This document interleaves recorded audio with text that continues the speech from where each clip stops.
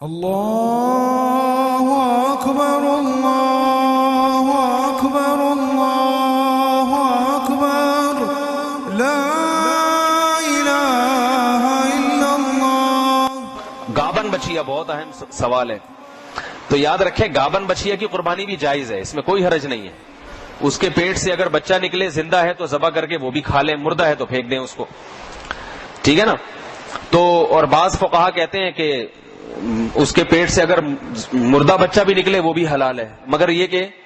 امام ابو حنیفہ رحمہ اللہ تعالیٰ کے نزدیک گابن کے پیٹ سے اگر بچہ مردہ نکلا تو وہ حلال نہیں ہے، تو احتیاط اسی میں کہ نہ کھایا جائے اس کو، لیکن گابن جانور کی قربانی بھی جائز ہے۔